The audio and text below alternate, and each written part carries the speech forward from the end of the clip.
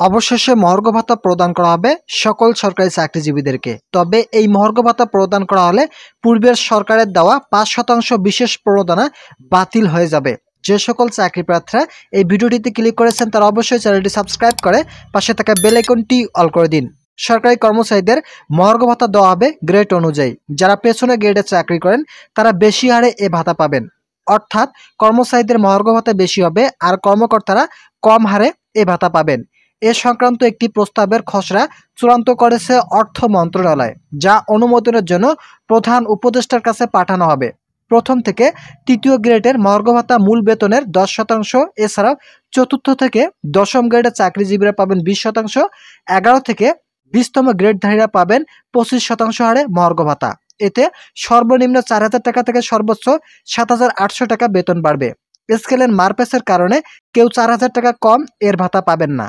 তবে মহার্ঘ ভাতা কার্যকর হওয়ার পর আগের সরকারের দেওয়া 5% বিশেষ প্রণোদনা সুবিধাটি আর বহাল থাকবে না। অর্থ মন্ত্রণালয়ের কর্মকর্তারা একটি গণমাধ্যমকে এ তথ্য জানিয়েছেন। তারা আরও জানিয়েছেন, পেনশন ভোগরত কর্মকর্তা কর্মচারীরা এ মহার্ঘ ভাতা পাবেন। সরকার প্রধানের কাছে বেতন বা ভাতা বাড়ানোর প্রস্তাব দিতে হলে সংশ্লিষ্ট মন্ত্রণালয়কে বাড়তি অর্থের যোগান কিভাবে হবে তা উল্লেখ করতে হয়। অর্থ মন্ত্রণালয় মহার্ঘ ভাতা বাড়ানোর পক্ষে কি যুক্তি দিয়েছেন জানতে চাইলে অর্থ মন্ত্রণালয়ের কর্মকর্তারা জানান, রাজস্ব খাতে ব্যয় কমিয়ে রাখা খুবই কঠিন, কাজেই সবকিছু উন্নয়ন বাজেটের উপর গিয়ে পড়বে। উন্নয়ন বাজেট কমাতে হবে, সেই অর্থ দিয়েই বর্ধিত বেতন ভাতা দেওয়া হবে। সবকিছু ঠিকঠাক থাকলে ফেব্রুয়ারি মাসের বেতনের সঙ্গেই মহার্ঘ ভাতা দেওয়া হবে, এর প্রস্তাব রয়েছে অর্থ মন্ত্রণালয়ের। তো বন্ধুরা, এখানে দেখতে পারতেছেন, যদি সবকিছু ঠিকঠাক থাকে তাহলে কিন্তু আগামী ফেব্রুয়ারি মাসের মধ্যেই মহার্ঘ ভাতা প্রদান করা হবে সকল সরকারি চাকরিজীবীদেরকে। আর এই মহার্ঘ ভাতা যদি ফেব্রুয়ারি মাসের দিকে প্রদান করা হয় তাহলে কিন্তু মার্চ মাসে সকল সরকারি চাকরিজীবীরা তাদের এই মহার্ঘ ভাতা সহ তাদের যে মূল বেসিক বেতন রয়েছে সেই সঙ্গে এই মহার্ঘ ভাতাটি যুক্ত হবে। তো বন্ধুরা, যারা সরকারি চাকরিজীবী রয়েছেন তাদের জন্য শুভকামনা রইল। আগামী মার্চ মাসের দিকে কিন্তু আপনারা এই মহার্ঘ ভাতার টাকাটি তুলতে পারবেন। ভিডিওটি চলাকালীন সময় আপনাদের কাছে বরাবর রিকোয়েস্ট করতেছি, এখন পর্যন্ত যারা আমাদের চ্যানেলের নতুন সদস্য রয়েছেন তারা অবশ্যই চ্যানেলটি সাবস্ক্রাইব করে পাশে থাকা বেল আইকনটি অল করে দিন। এদিকে বৃহস্পতিবার এ অর্থ বছর মহার্ঘ ভাতা দেওয়ার বিষয়টি নিশ্চিত করেছেন জনপ্রশাসন মন্ত্রণালয়ের সিনিয়র সচিব মোখলেছুর রহমান। তিনি বলেছেন, আগামী 30 জুনের মধ্যেই কর্মচারীদের জন্য মহার্ঘ ভাতা ঘোষণা করা হবে। তবে কত শতাংশ মহার্ঘ ভাতা ঘোষণা করা হবে সে বিষয়ে কিছুই জানায়নি জনপ্রশাসন সচিব। জনপ্রশাসন সচিব আরও বলেন, মহার্ঘ ভাতা নিয়ে 2টি সভা হয়েছে।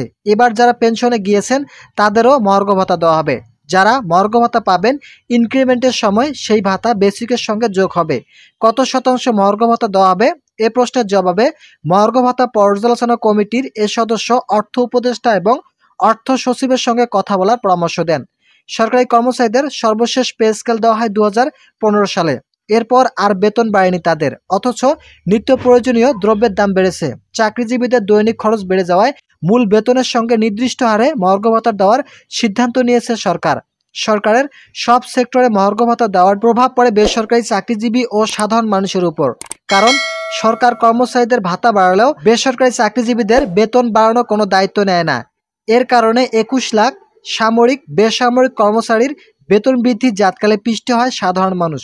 তো বন্ধুরা, এখানে দেখতে পারতেছেন, এখানে যে বিষয়টি বলা রয়েছে, যদি সরকারি চাকরিজীবীদেরকে মহার্ঘ ভাতা প্রদান করা হয় তাহলে কিন্তু সাধারণ যে মানুষগুলো রয়েছে, মূলত যারা বেসরকারি চাকরি করেন এছাড়াও সাধারণ মানুষ রয়েছে, তাদের ক্ষেত্রে বিষয়টি খুবই দুঃখজনক হতে যাচ্ছে। কেননা এই মহার্ঘ ভাতাটি প্রদান করলে বাজারের জিনিসপত্র ঊর্ধ্বগতি হয়ে যাবে। বাজারের জিনিসপত্রের মূল্য ঊর্ধ্বগতি হয়ে গেলে সাধারণ মানুষের জীবনযাপন অনেকটা ব্যাহত হয়ে যাবে। তাই সরকারের উচিত সাধারণ মানুষদের দিকে তাকিয়ে বাজারকে নিয়ন্ত্রণ করতে হবে। অবশ্যই বাজারকে নিয়ন্ত্রণ করতে হবে, কেননা যদি বাজারকে নিয়ন্ত্রণ করা না হয় তাহলে কিন্তু সাধারণ মানুষ এবং বেসরকারি মানুষদের জীবনযাপন করা অনেকটাই কষ্টসাধ্য হয়ে দাঁড়াবে। তো বন্ধুরা, আজকের ভিডিওটি এই পর্যন্ত। আশা করি এই ভিডিওটি থেকে অনেক উপকৃত হয়েছেন। যদি হয়ে থাকেন তাহলে অবশ্যই চ্যানেলটি সাবস্ক্রাইব করে পাশে থাকা বেল আইকনটি অল করে দিন।